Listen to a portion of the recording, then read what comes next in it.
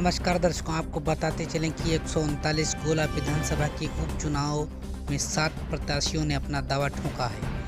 इन्हीं में से 85% की बात करने वाले बहुजन मुक्ति पार्टी के प्रत्याशी प्रपेंद्र प्रताप सिंह आप दावा कर रहे हैं कि आपको बता दें कि बहुजन मुक्ति पार्टी का समर्थन करते हुए बोल 85 जय मूल निवासी का नारा लेकर नुक्कड़ सभाएं कर रहे और बहुजन समाज से बीएमपी के पक्ष में चुनाव निशान चारपाई पर वोट डालने की बात कर रहे हैं। वो हैं आरपी भार्गव जी। आइए देखते हैं।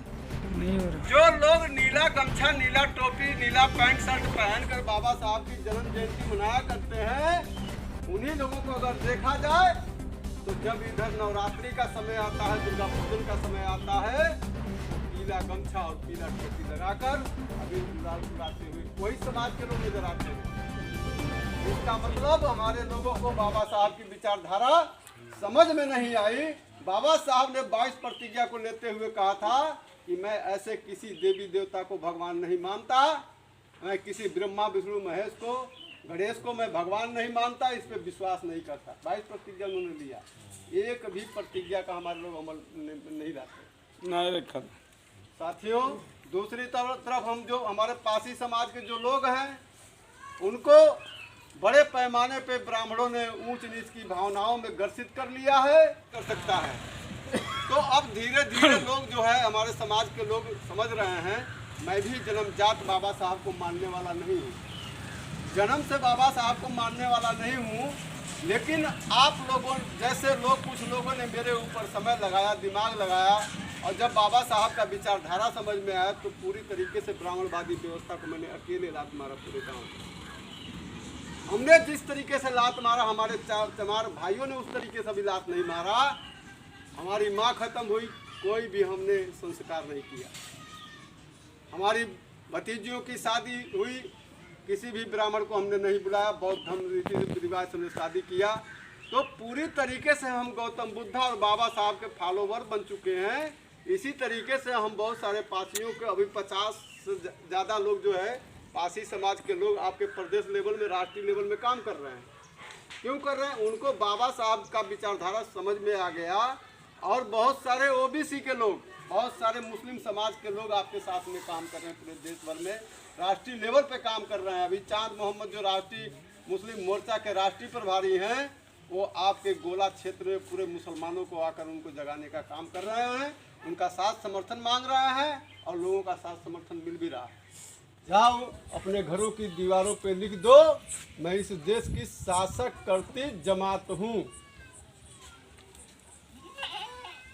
बाद में जब हमारे लोग पढ़ लिख कर अधिकारी कर्मचारी हुए, तो जितना बड़ा महल बनाया, उतने बड़े पैमाने पे लोगों ने शासक करती जमात हूँ नहीं लिखा, ओम श्री गणेशाय नमः और धन लक्ष्मी लिखवाया दीवारों पे।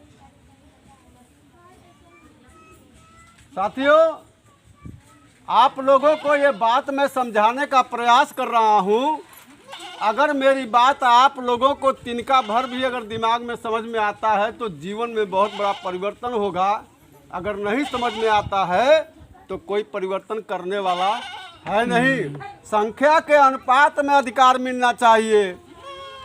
जितनी हमारी जाति की संख्या है, उसके आधार पर जो है खेतों में जो है हमको अधिकार चाहिए, राजनीति में अधिकार चाहिए, शिक्षा में अधिकार चाहिए, अधिकारी कर्मचारी बनने के लिए भी हमको वहाँ अधिकार चाहिए।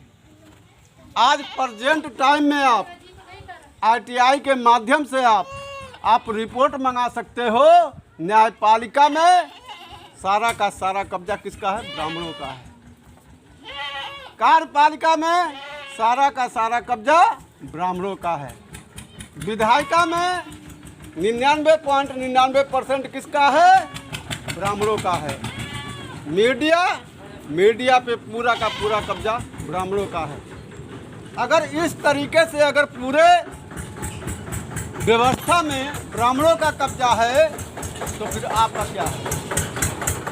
आपका भी कुछ होना चाहिए कि नहीं होना चाहिए? तो प्रेजेंट टाइम में हमारा जो संवैधानिक अधिकार है, संविधान है, वो पूरी तरीके से खतरे में है। शिक्षा हमारी खतरे में चली गई, और जिस समाज में जिस देश की शिक्षा खत्म कर दी जाए वो देश गुलाम होने में टाइम नहीं लगता है, उस देश को गुलाम बनाने में टाइम नहीं लगाया जा सकता है।